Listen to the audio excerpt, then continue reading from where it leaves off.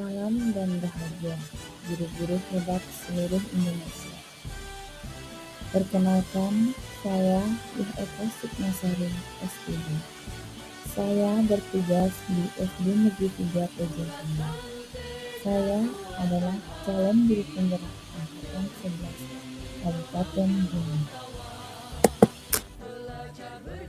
Video ini adalah video aksi nyata modul 1.4 penyebaran budaya positif.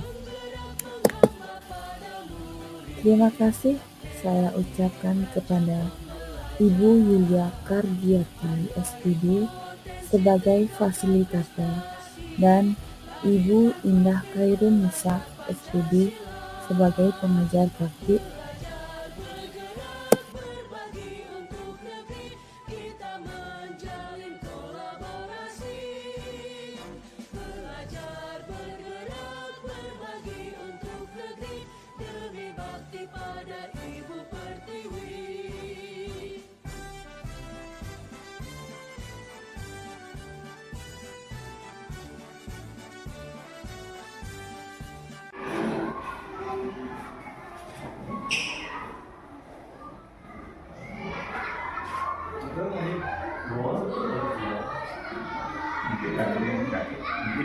Ini banyak rumahnya. Nyala barang makan ya. Aku dan aku kira kalau mau gitu. Kalau sendiri Aku jalan ini. Kau ngaji dulu sama absen ini.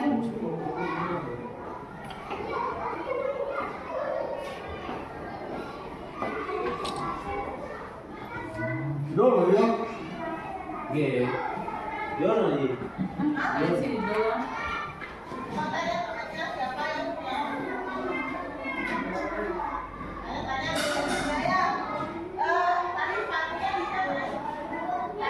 yang kayaknya Dulu ini mana? yang kerja Absen biasa.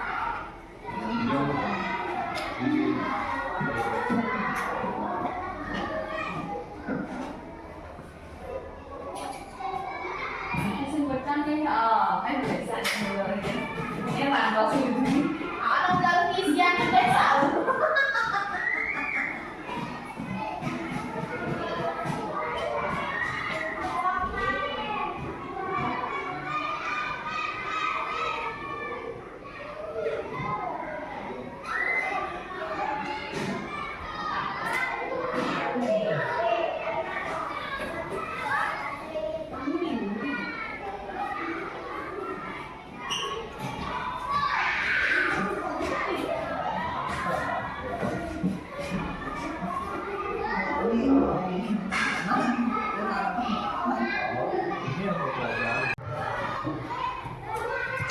Selamat pagi teman-teman.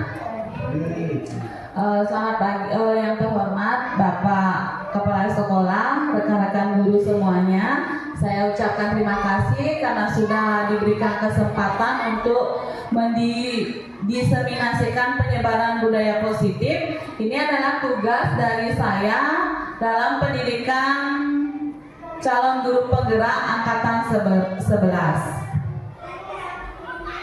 Nah, salam dan bahagia. Saya sendiri Eka Sukmasari, bertugas di SD Negeri 3 Pejengkangin.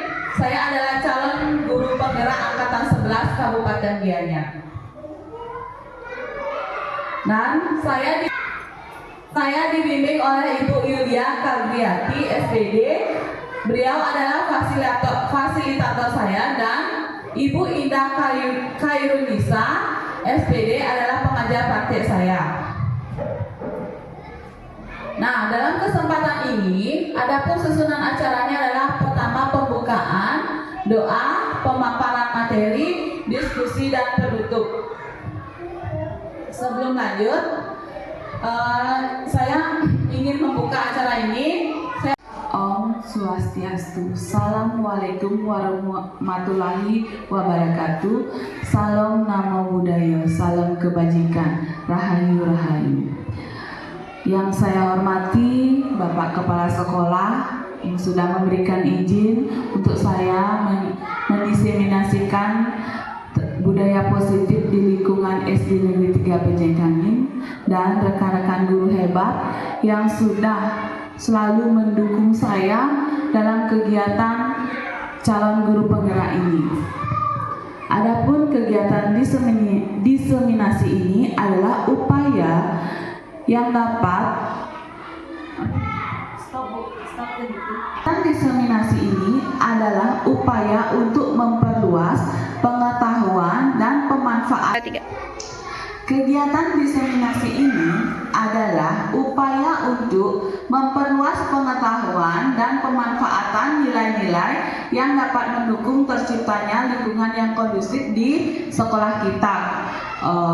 Dan adapun tujuan dari kegiatan ini adalah untuk guru dan siswa serta pemangku kepentingan lainnya dapat memahami dan menerapkan budaya positif dalam kehidupan sehari-harinya, misalkan dalam belajar dan dalam kita bersosialisasi di lingkungan sekolah.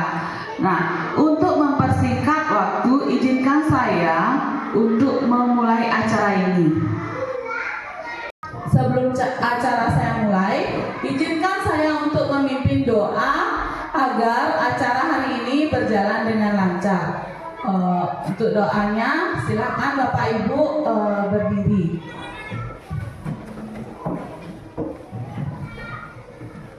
Berdoa sesuai kepercayaan dan keyakinan masing-masing. Berdoa mulai.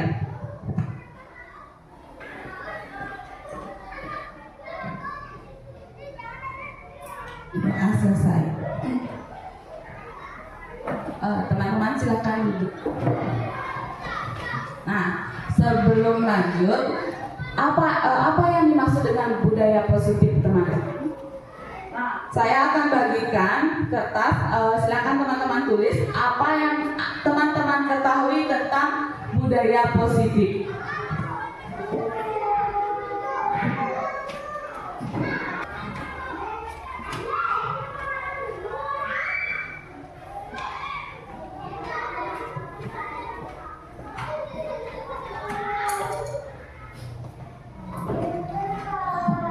Baik teman-teman, jika sudah selesai silakan tempel di papan tulis.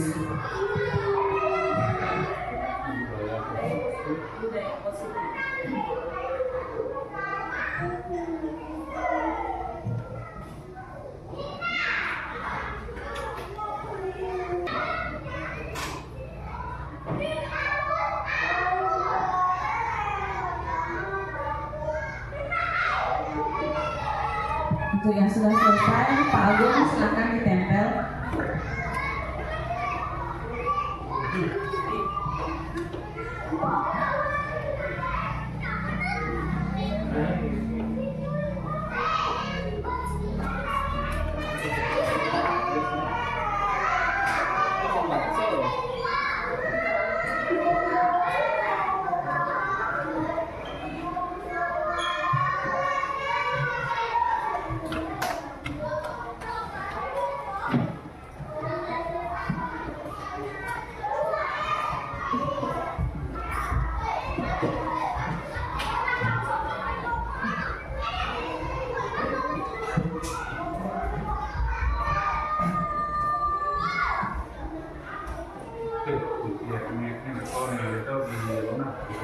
Nah, sudah teman-teman, sudah semuanya.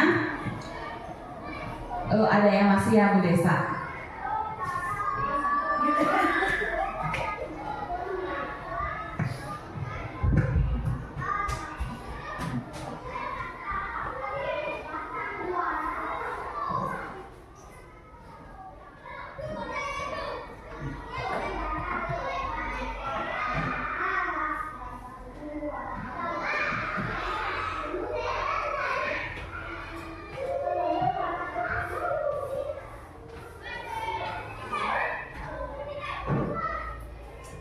Nah, baik, terima kasih teman-teman.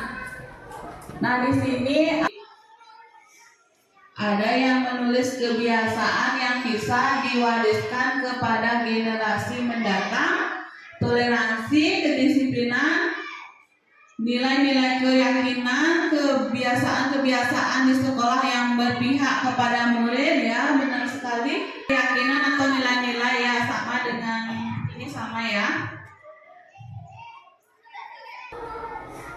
Ada yang menulis kebiasaan yang bisa diwariskan kepada generasi mendatang, toleransi, kedisiplinan, nilai-nilai keyakinan, kebiasaan-kebiasaan di sekolah yang berpihak kepada murid, ya benar sekali. Budaya positif, keyakinan atau nilai-nilai ya sama dengan ini, sama ya. Budaya positif, pembiasaan tentang praktik kebiasaan terbiak. Berarti Bapak Ibu semuanya sudah paham apa itu yang dimaksud dengan budaya positif. Nah, baik, saya sedikit memaparkan budaya positif di sekolah adalah nilai-nilai dan kebiasaan-kebiasaan di sekolah yang berpihak pada peserta didik agar mereka berkembang menjadi pribadi yang kritis, penuh hormat dan bertanggung jawab. Nah, seperti itu teman-teman, budaya positif yang harus kita terapkan di lingkungan SD Negeri 3 PJKIN. Nah, ini adalah beberapa contoh budaya positif di lingkungan SD Negeri 3 PJKIN. Yang pertama itu adalah salam. Mereka anak-anak saat datang dari rumah menuju sekolah, setiap pagi mereka mengucapkan salam kepada Bapak Ibu guru yang sudah ada di sekolah atau guru piket. Yang kedua, sembahyang setiap hari Sabtu, setiap hari dengan tertib di depan Padmasana. Dan yang ketiga, mereka mengantre saat mau masuk ke kelas. Nah, sekarang kita akan lanjutkan lagi ke materi. Adapun konsep inti dari budaya positif yang akan saya sampaikan di sini adalah perubahan paradigma belajar, disiplin positif, nilai-nilai kebajikan, kebutuhan dasar manusia, posisi kontrol, motivasi perilaku manusia, keyakinan kelas, dan segitiga restitusi. Di sini nanti saya akan menjelaskan dari masing-masing konsep yang ada pada budaya positif tersebut. Perubahan paradigma belajar.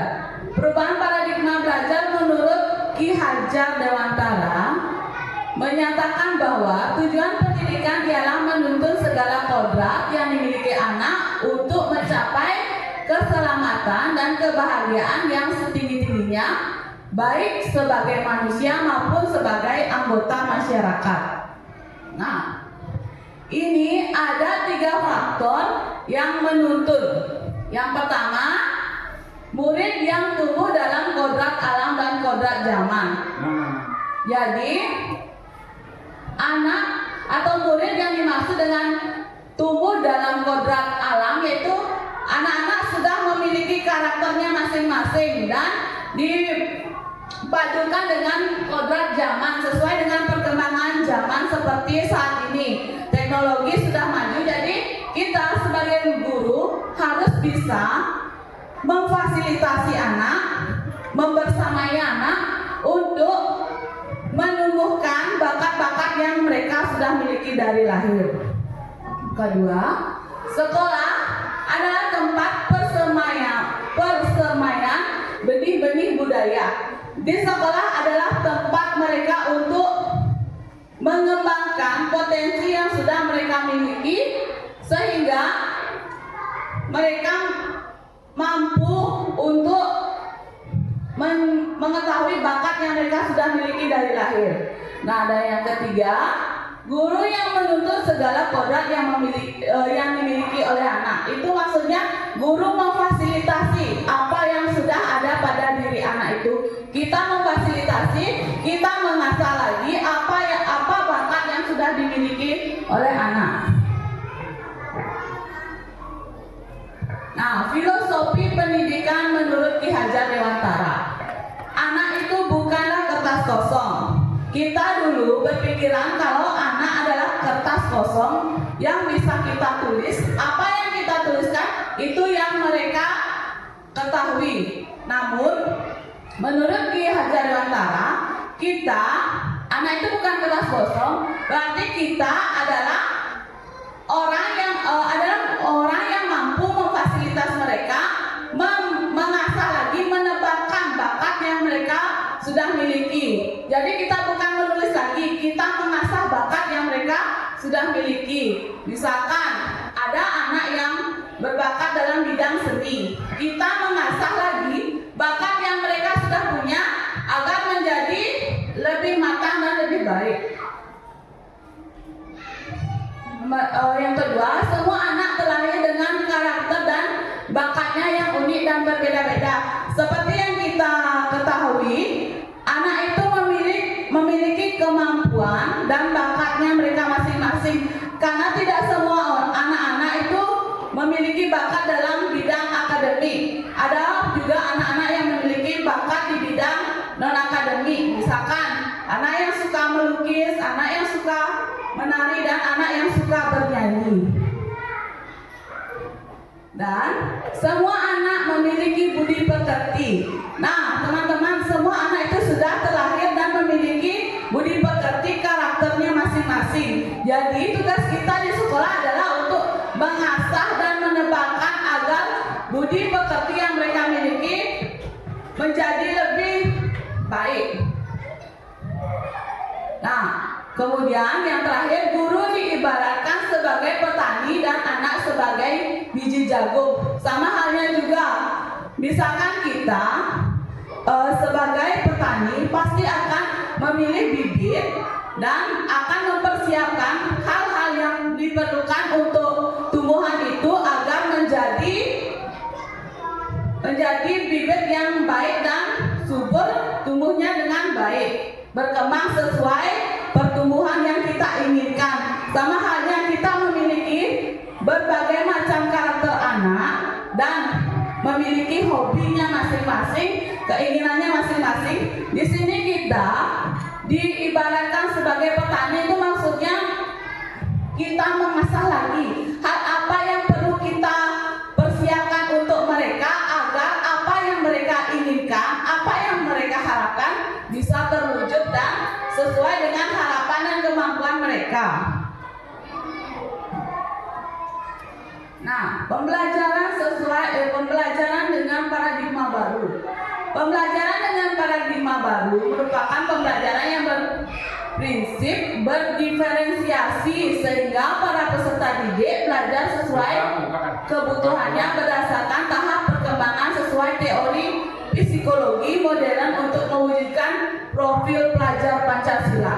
Nah, teman-teman, tentu saja kita sudah mengenal apa itu profil pelajar Pancasila. Nah, dalam profil pelajar Pancasila, kita mengharapkan anak-anak yang berkebinekaan global, beriman bertakwa kepada Tuhan Yang Maha Esa, berakhlak mulia, memiliki jiwa bergotong royong, kreatif, bernalar kritis, serta mandiri. Itu adalah bagian dari profil Pancasila atau gambaran kita kepada anak didik kita.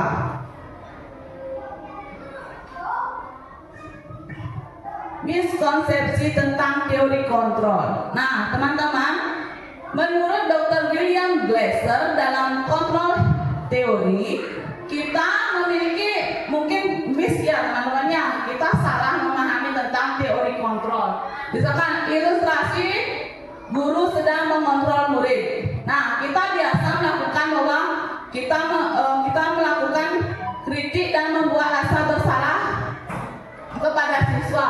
Nah, itu dapat membuat siswa itu merasa down, ya, mentalnya akan down. Terus ilusi bahwa orang dewasa berhak memaksa anak. Jadi biasanya kita secara pribadi sebelum saya belajar tentang teori kontrol ini, saya berpikir anak itu akan takut dengan saya karena saya lebih dewasa, karena saya gurunya. Ternyata setelah saya mempelajari teori kontrol dari Dr. William Glasser dalam bukunya Kontrol Teori, saya itu berpikiran salah. Yang benar adalah semua bagian-bagian ini kita salah menerapkannya ya teman-teman ya. Ilustrasi sedang mengontrol murid ini adalah gambaran saat kita memarahi anak, kita memarahi peserta didik kita, anak-anak itu akan merasa down. Mungkin dia akan kecewa dan dendam kepada kita. Mengubah paradigma stimulus respon ke pendekatan teori kontrol.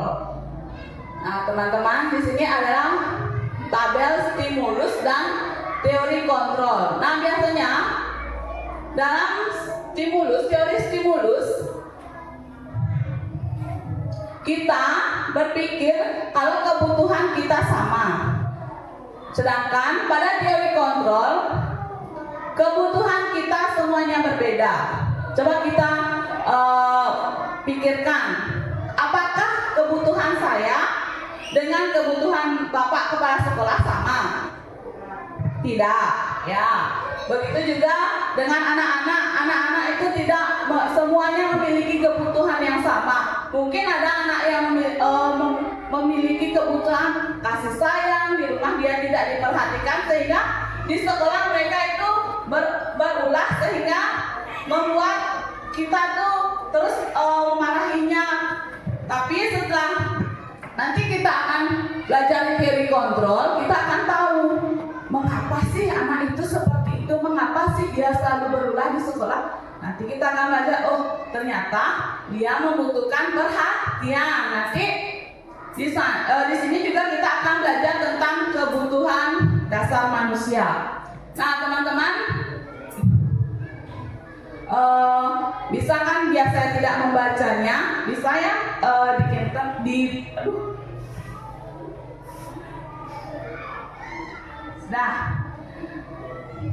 Nah misalkan ini, saya bisa mengontrol orang lain. Pada teori kontrol, kita tidak bisa mengontrol orang lain. Contohnya saja, anak-anak apakah semua sepenuhnya kita bisa mengontrol teman-teman? Tidak, ya. Mungkin mereka itu memiliki pemikiran yang berbeda. Karena kita tuh sebelum kita kan teman-teman memahami tentang teori kontrol, mungkin masih punya pemikiran sama kayak saya. Kalau saya sebagai guru akan bisa mengontrol anak-anak saya apa yang akan saya sampaikan kepada anak-anak saya, mereka akan menuruti saya. Tapi setelah saya belajar tentang teori kontrol, ternyata itu tidak bisa saya kuasai. Mereka memiliki keinginan dan kemauannya berbeda-beda. Nah, sekarang kita bicara tentang disiplin positif. Disiplin berasal dari kata disiplina yang artinya belajar. Disiplin mengacu pada memiliki tanggung jawab terhadap apa yang dilakukannya berdasarkan nilai-nilai yang diyakininya. Nah, disiplin positif merupakan salah satu cara penerapan disiplin yang bertujuan untuk menumbuhkan kesadaran serta memberdayakan peserta didik sehingga mereka ingin mendapatkan imbalan atau penghargaan ataupun ancaman serta hukuman.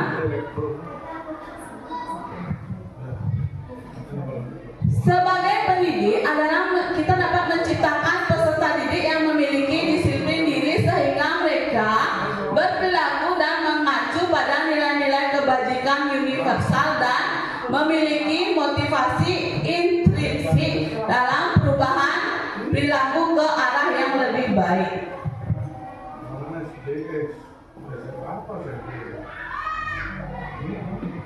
Nah, teman-teman, nilai-nilai kebajikan universal. Nilai-nilai kebajikan universal berarti nilai-nilai kebajikan yang disepakati bersama lepas dari suku bangsa, agama maupun latar belakangnya. Nilai-nilai ini merupakan payung besar dari sikap dan perilaku kita atau merupakan fondasi kita berperilaku. Salah satunya adalah nilai-nilai kebajikan yang kita kenal dengan profil pelajar Pancasila.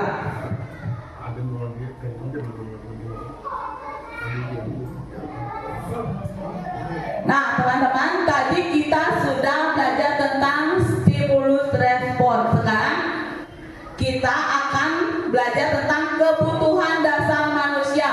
Nah, di sini ada 5 kebutuhan dasar manusia, yaitu penguasaan, kasih sayang dan rasa diterima, kesenangan, dan kebebasan itu bermuara pada bertujuan untuk bertahan hidup.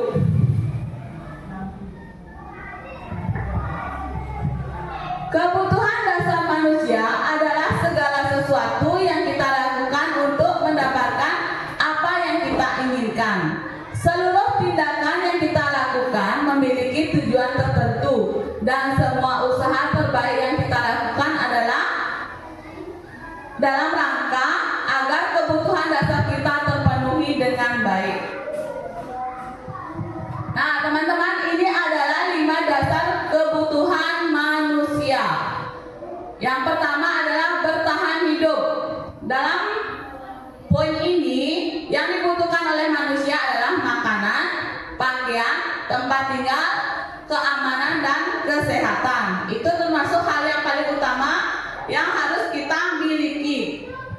Yang kedua, kasih sayang dan rasa diterima. Nah, dalam poin ini, rasa diterima diperdulikan, berbagi kerjasama menjadi bagian dalam kelompok, dalam suatu kelompok, dalam organisasi. Kita dapat diterima dan kita dapat bergabung di sebuah kelompok. Penguasaan. Dalam poin ini, harga diri, keinginan untuk dianggap, memimpin, berprestasi, diakui dan didengar, itu adalah hal yang perlu kita miliki. Hampir semua orang saya rasa memiliki hal seperti itu. Hal ingin dihargai, keinginan untuk dianggap dan memimpin sebuah kelompok atau organisasi. Nah, yang keempat adalah kebiasaan. Kebiasaan dalam poin ini, kita belajar untuk mandiri, memiliki pilihan, mencoba hal yang baru, mengendalikan arah dirinya, mengendalikan arah kita, menentukan pilihan apa hal yang akan kita pilih untuk masa depan kita, seperti itu contohnya. Dan yang terakhir adalah kesenangan, yaitu kalau kita sebagai guru, kita harus memahami hal apa yang membuat murid kita itu senang. Nah, seperti bermain, humor, antusiasme, dan tertawa. Tentu kita sebagai pendidik harus memahami 5 dasar kebutuhan manusia ini, karena setiap anak-anak murid memiliki poin-poin ini, sehingga kita dapat bagaimana cara mengetahui karakter dari anak didik kita. Motivasi perilaku manusia. Menurut Danny Gosen menyatakan ada 3 motivasi perilaku manusia. Beliau menulis buku tentang restitution, yaitu tentang perilaku manusia. Yang pertama, untuk menghindari ketidaknyamanan atau hukuman. Manusia itu memiliki sifat untuk menghindari ketidaknyamanan atau hukuman. Itu termasuk motivasi eksternal yang ada pada diri manusia. Yang kedua, untuk mendapatkan imbalan atau penghargaan diri dari orang lain. Itu juga termasuk motivasi eksternal. Nah, teman-teman yang dimaksud mendapatkan imbalan atau penghargaan seperti apa? Seperti kita contohnya, misalkan Pak Kun, dia memiliki suatu prestasi, dia mampu membuat modul ajar yang bagus. Tentu saja Pak Kun tidak akan membanggakan diri jika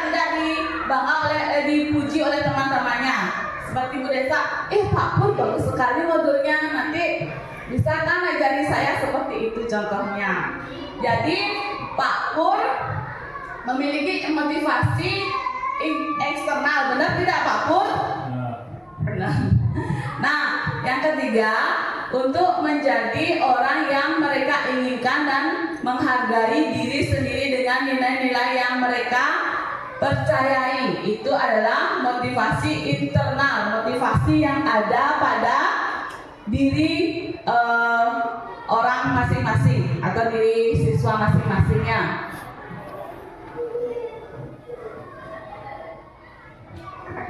Teori motivasi sangat penting dan berfungsi sebagai pendorong dan pencapaian tujuan. Bagaimana kita berperilaku, mengapa kita melakukan segala sesuatu, apakah kita melakukan sesuatu karena adanya dorongan dari lingkungan atau ada dorongan yang lain. Nah, ini adalah beberapa pertanyaan yang masuk dalam teori motivasi. Nah, motivasi perilaku manusia, motivasi eksternal yang bertujuan untuk mendapatkan imbalan atau penghargaan dari orang lain, dan untuk menghindari ketidaknyamanan atau hukuman. Seperti misalkan saya menggunakan diri saya sendiri. Saya mau masuk pagi, biar nggak terlambat, nanti dapat cicilan dari teman-teman. Itu bukan motivasi dari diri sendiri karena mementingkan pendapat orang lain, bukan dari pendapat diri saya sendiri. Dan motivasi internal untuk menjadi orang yang mereka inginkan dan menghargai diri sendiri dengan nilai-nilai yang mereka percaya, dan menghindari hukuman dan pemberian penghargaan berlebihan agar meminimalisir motivasi eksternal dalam diri murid. Nah, misalkan saya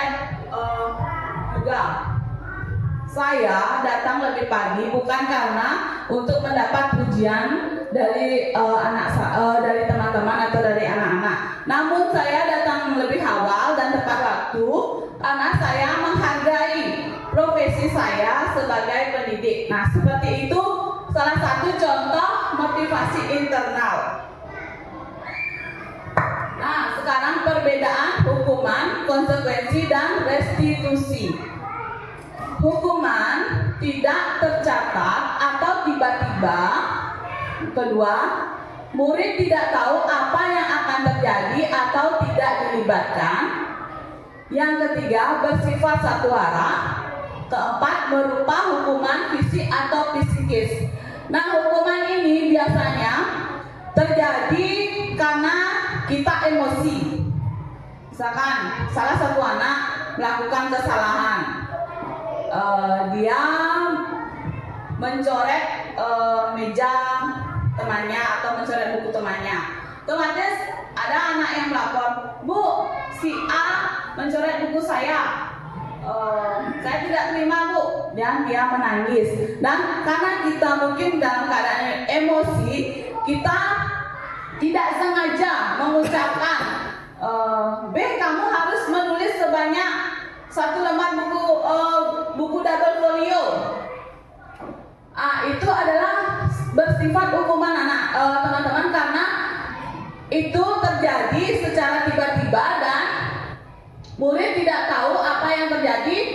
Itu juga dapat menyakiti perasaan dari murid kita, baik itu psikis maupun fisik. Kalau kita menyuruh murid kita untuk menulis, biasanya kan dia secara fisik tangannya capek, secara psikis dia berlebihan itu contohnya. Dan konsekuensi. Nah, kalau konsekuensi biasanya terjadi karena disepakati dan sesuai dengan peraturan. Murid tetap dibuat tidak nyaman. Sikap guru selalu memonitor murid. Nah, konsekuensi kita memang membuat perjanjian dengan anak-anak jika dia tidak menggunakan, caranya jika dia tidak menggunakan kaos berwarna hitam saat hari Jumat dan Sabtu, mereka akan menerima konsekuensi atau hukuman. Tapi murid tetap merasa tidak nyaman. Bagaimana kalau kaosnya dicuci? Nah, seperti itu contohnya, mereka akan merasa tidak nyaman. Gara-gara kaos numpah gini mau hukum. Itu dari ini.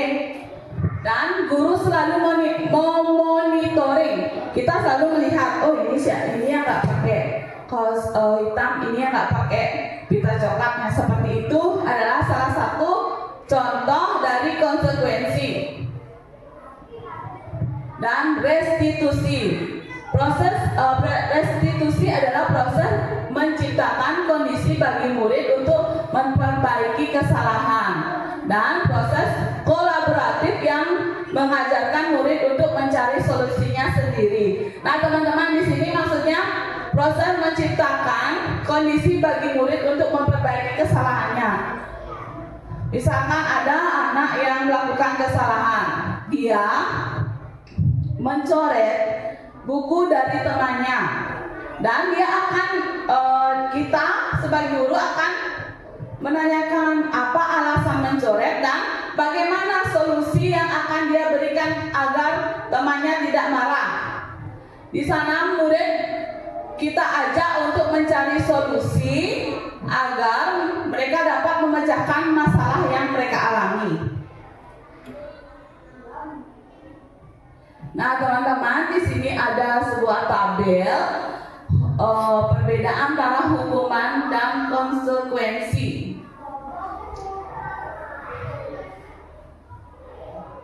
Sudah bisa dilihat, teman-teman? Nah, sudah. Nah, di sini ada beberapa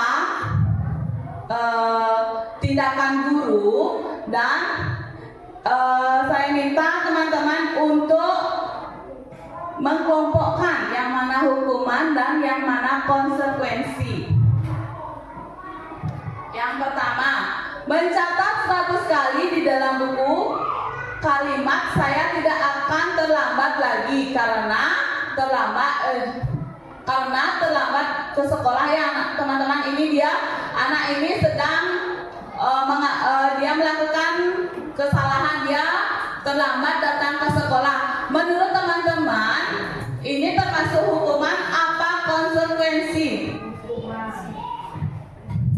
Hukuman apa konsekuensi? Konsekuensi, Bu Desa, hukuman? Pak Komang, hukuman apa? Konsekuensi. Dan yang kedua, nanti kita jawab sekalian ya, teman-teman ya. Lari mengelilingi lapangan basket 2 kali karena terlambat hadir di sekolah. Bagaimana? Hukuman? Hukuman atau konsekuensi? Hukuman. Kita terlihat ya. Nah, murid diminta untuk push up 15 kali karena tidak menggunakan masker ke sekolah. Hukuman. Yang keempat, menggantikan kertas tugas teman yang telah dicoret-coret. Konsekuensi apa hukuman? Konsekuensi. Membersihkan tumpahan air di meja tulis karena tersenggol pada saat belajar. Konsekuensi apa hukuman? Konsekuensi. Murid disuruh untuk mengenakan sepatu seharian di sekolah karena tidak menggunakan sepatu hitam. Hukuman atau konsekuensi? Lari mengelilingi lapangan basket 2 kali karena terlambat 10 menit untuk pelajaran PJOK. Konsekuensi atau hukuman? Hukuman. Ya, sekarang kita lihat, teman-teman. Nah, yang pertama, mencatat 100 kali dalam buku kalimat "saya tidak akan terlambat lagi" karena di anak tersebut terlambat datang ke sekolah. Itu termasuk hukuman ya, teman-teman, karena itu menyakiti fisiknya, dia capek menulis ya. Dan lari mengelilingi lapangan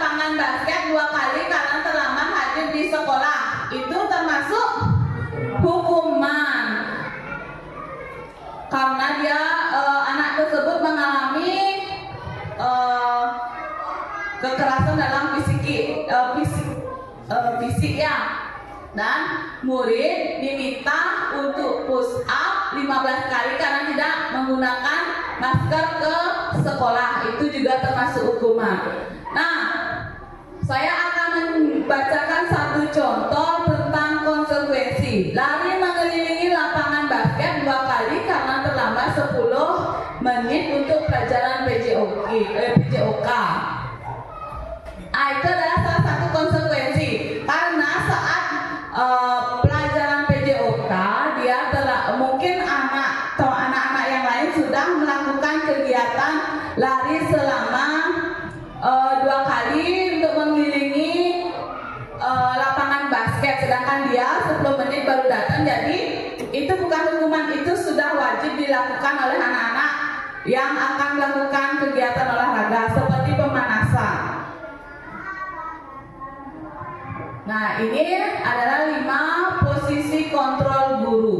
Yang pertama, penghukum, pembuat merasa bersalah, teman, pemantau, dan manajer. Nah, teman-teman, di sini kita akan mengenali diri kita. Apa yang kita lakukan kepada anak itu sudah benar atau salah. Nah, apa itu posisi penghukum? Posisi penghukum adalah guru berperan sebagai penghukum dengan memberikan konsekuensi langsung atau pelanggaran. Tujuannya adalah mengenakan aturan dan memastikan murid memahami konsekuensi dari tindakan mereka. Yang mungkin bagus ya bagi kita ya. Dan biasanya penghukum memiliki nada suara yang tinggi, bahasa tubuh, mata melotot, dan jari menunjuk-nunjuk. Hasilnya, kemungkinan murid marah dan mendendam atau bersifat agresif kepada guru.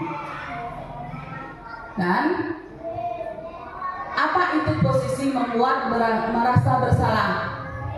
Guru selalu memantau murid, merenungkan dan merasa bertanggung jawab atas kesalahan mereka, bertujuan untuk membangun kesadaran dan tanggung jawab dari murid. Biasanya nada suara yang diucapkan itu memelas, halus, sedih, terus bahasa tubuhnya kita menatap kepada anak itu seolah-olah kita tuh sedih, saya tuh kecewa loh anak-anak terlambat, memelas seperti itu ya anak teman-teman ya. Dan hasilnya murid akan merasa bersalah telah mengecewakan ibu atau bapak gurunya. Murid akan merasa menjadi orang yang gagal dan tidak sanggup membahagiakan orang lain. Itu adalah hasil dari kita sebagai kita mengambil posisi kontrol sebagai membuat merasa bersalah. Nah, apa itu posisi sebagai teman? Guru berperan sebagai teman yang mendengarkan dan memahami. Tujuannya adalah membangun hubungan yang positif dan mendukung. Biasanya guru dalam posisi ini akan bersuara ramah, akrab dan bercanda, kemudian menggunakan bahasa tubuh yang merapat dan merapat pada murid, melihat murid senyum jenaka. Dan hasilnya murid akan merasa senang dan akrab dengan guru. Ini termasuk dampak yang positif, hanya saja di sisi negatif murid menjadi tergantung kepada guru tersebut. Nah, ini adalah posisi guru sebagai pemantau. Guru memantau perilaku murid secara cermat yang bertujuan membantu mengidentifikasi perubahan dan memberikan umpan balik yang sesuai. Biasanya hal yang dilakukan adalah pada saat kita mengawasi, kita bertanggung jawab atas perilaku orang-orang yang kita awasi. Posisi memantau berdasarkan pada peraturan-peraturan dan konsekuensinya. Kemudian hasil murid memahami konsekuensi yang harus dijalankan karena telah melanggar salah satu peraturan sekolah. Guru tidak menunjukkan suatu emosi yang berlebihan. Nah, yang terakhir adalah posisi kontrol sebagai manajer. Guru berperan sebagai manajer, yaitu guru memantau perilaku murid secara cermat, bertujuan membantu mengidentifikasi perubahan dan memberikan umpan balik yang sesuai. Nah, teman-teman, biasanya dalam posisi manajer, guru membuat suatu permasalahan dengan murid, mengidentifikasi apa yang menyebabkan murid itu melakukan kesalahan tersebut, dan guru akan menanyakan solusi apa yang akan dilakukan oleh anak tersebut. Nah, hasilnya murid dapat menjadi pribadi yang mandiri, merdeka dan bertanggung jawab atas segala perilaku dan sikapnya, yang pada akhirnya dapat menciptakan lingkungan yang positif, nyaman, dan aman. Nah, teman-teman, ini adalah salah satu beberapa contoh pertanyaan yang dapat kita gunakan dalam melakukan 5 posisi kontrol guru. Yang pertama, itu adalah posisi penghukum, hormat pada bendera selama 1 jam. Kedua, posisi sebagai posisi sebagai pembuat merasa bersalah, yaitu beberapa kali ibu bapak harus memberitahu kamu selalu saja mengecewakan ibu dan bapak. Itu salah satu pertanyaannya, dan ini adalah pertanyaan-pertanyaan yang kerap muncul pada masing-masing posisi kontrol guru. Nah, posisi kontrol guru yang tepat untuk kita jalankan atau kita terapkan di sekolah menurut saya adalah posisi manajer. Nah, posisi manajer mengacu pada restitusi yang dapat menjadikan murid sebagai manajer bagi dirinya sendiri, sehingga tercipta identitas positif atau keberhasilan pada diri murid. Nah, sekarang kita masuk ke keyakinan kelas.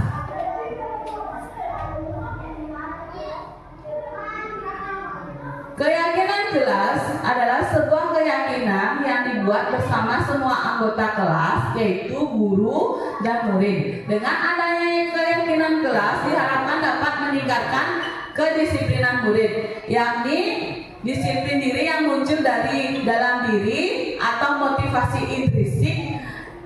Keyakinan kelas merupakan salah satu sarana bagi murid untuk mewujudkan kelas impiannya. Keyakinan kelas merupakan kesepakatan kelas yang diyakini bersama oleh guru dan murid selama proses pembelajaran.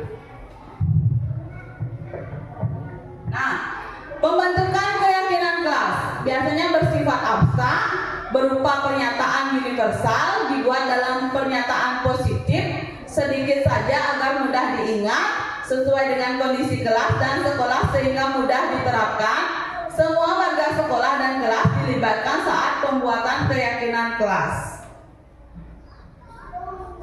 Nah, ini adalah contoh penerapan pemahaman pada siswa dengan pembentukan keyakinan kelas di kelas 3. Pertama, saya memberikan kertas untuk ditulis tentang kelas impian yang diharapkan oleh anak-anak. Kemudian mereka menempelkan harapan yang mereka inginkan yang akan dilaksanakan selama proses pembelajaran. Nah, setelah itu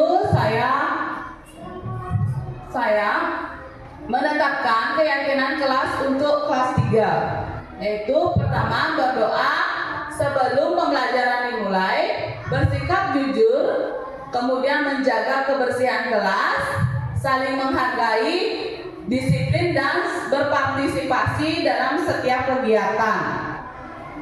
Nah, teman-teman, ini adalah salah satu keyakinan kelas di kelas 3. Nah, kalian capek kan teman-teman? Sekarang kita akan melakukan ice breaking. Nah, saya harap teman-teman semuanya berdiri.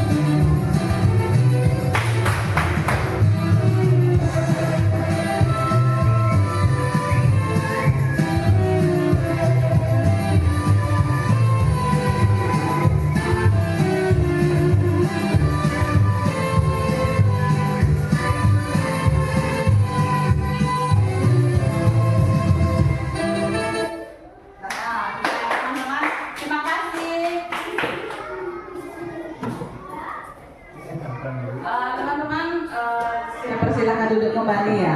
Nah, sekarang untuk materi yang terakhir kita akan belajar tentang segitiga restitusi. Nah, segitiga restitusi adalah suatu proses menciptakan kondisi bagi peserta didik untuk memperbaiki kesalahan mereka sehingga mereka bisa kembali pada kelompok mereka dengan karakter yang lebih kuat. Nah, adapun tahapan dari segitiga restitusi adalah pertama, menstabilkan identitas, kedua, menvalidasi tindakan yang salah, dan yang ketiga, menanyakan keyakinan kelas yang sedang mereka sepakati. Nah, ini adalah pertanyaan yang dapat muncul saat kita melakukan menstabilkan identitas. Berdasarkan prinsip membuat kesalahan adalah bagian dari proses pembelajaran. Nah, yang dapat muncul berbuat salah itu wajar. Tidak ada manusia yang sempurna. Bapak Ibu juga pernah melakukan itu. Ibu atau bapak tidak tahu tidak akan mencari siapa yang salah atau siapa yang benar. Ibu, bapak ingin mencari solusi dari permasalahan ini. Kamu berhak merasa begitu. Nah, seperti itu adalah salah satu pertanyaan yang akan muncul saat kita menstabilkan identitas pada segitiga restitusi.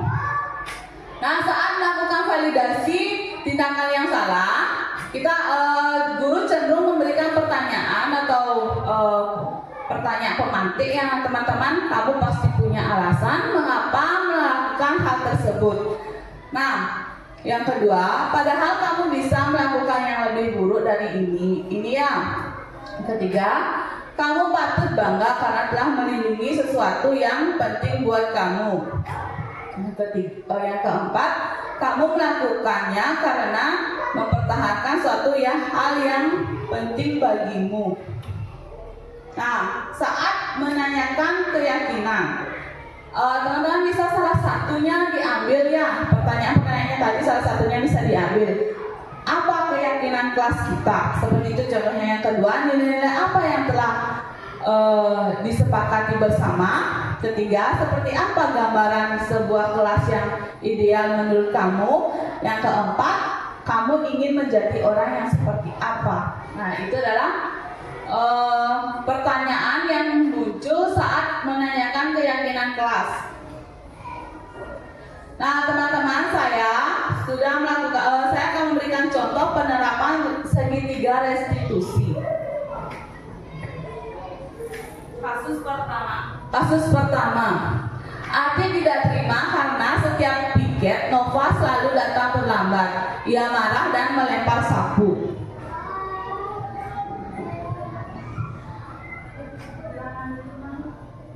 Tidak terdengar ya teman-temannya.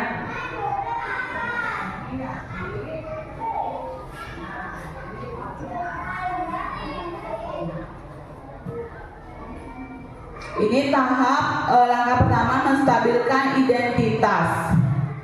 Di sana saya menanyakan mengapa Ati melakukan hal seperti itu, seperti melempar sapu kepada Nova. Kedua adalah langkah validasi tindakan yang salah.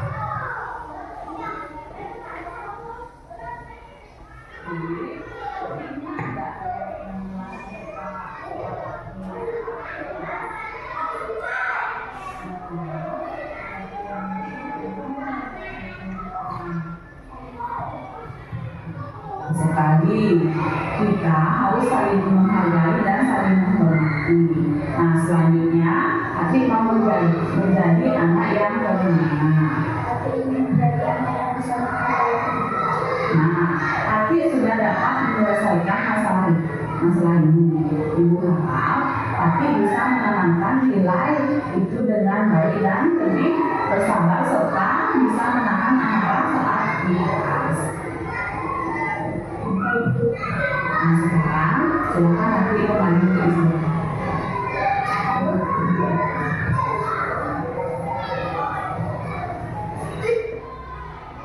Itu adalah kasus yang pertama. Kemudian kasus kedua, yaitu Desta sering datang terlambat ke sekolah karena suka bergadang. Saya juga melakukan langkah-langkah segitiga restitusi. Silakan untuk Desta. Selamat pagi Desta. Selamat pagi Bu. Nah Desta, tahu nggak Desta mengapa ibu memanggil Desta ke sini? Karena ibu saya sering terlambat. Menurut Desta, terlambat sekolah itu perbuatan yang benar atau salah? Tidak, Desta minta maaf. Nah, kemudian langkah keduanya adalah Tidak validasi tindakan yang berbuat sama seperti ibu. Ibu juga pernah melakukan kesalahan. Nah, ibu tidak akan mencari siapa yang benar dan siapa yang salah, tapi ibu mau mencari solusi kenapa Desta terlambat, dan Desta pasti punya alasan mengapa Desta sering terlambat. Karena saya sering bergadang itu main game.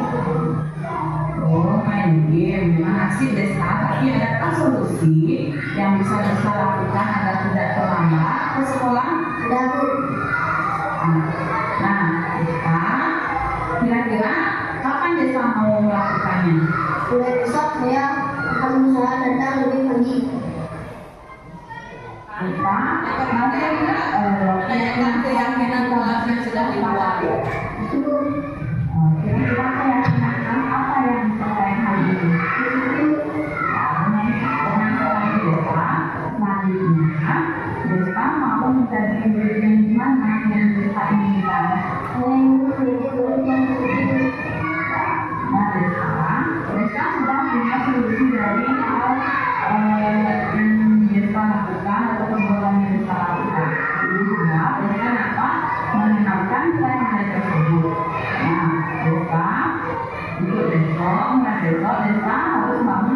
lagi ada tidak terlambat datang ke sekolah dan mengurangi permainan. Kita sekarang karena permasalahan ini sudah selesai, sekarang bisa boleh istirahat ya. Nah, itu adalah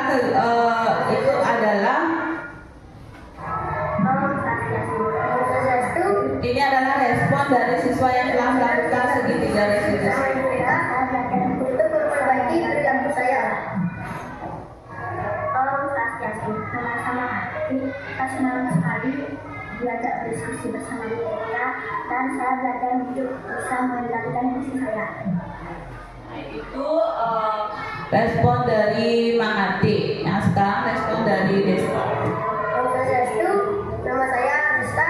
Saya sangat senang diajak berdiskusi bersama mereka untuk memperbaiki perilaku saya.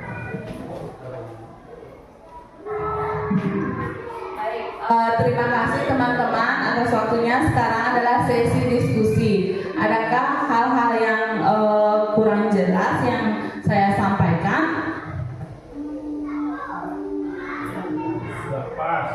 Sudah pas ya. Terima kasih teman-teman atas waktunya, sudah meluangkan waktu untuk hadir di kegiatan ini. Nah, untuk penutup, dalam penerapan program disiplin positif, hendaknya guru memiliki standar kepribadian profesional dan sosial yang baik, di mana guru mampu merefleksikan dirinya dalam posisi kontrol saat ini. Bagaimana dirinya bisa sebagai manajer yang menuntun murid-muridnya menjadi insan yang mandiri, merdeka dan bertanggung jawab. Demikian kegiatan diseminasi penyebaran budaya positif yang dapat saya sampaikan. Semoga bermanfaat untuk kita semua. Saya ucapkan banyak terima kasih atas waktu dan kesempatannya. Saya tutup dengan Prama Santi. Om Santi Santi.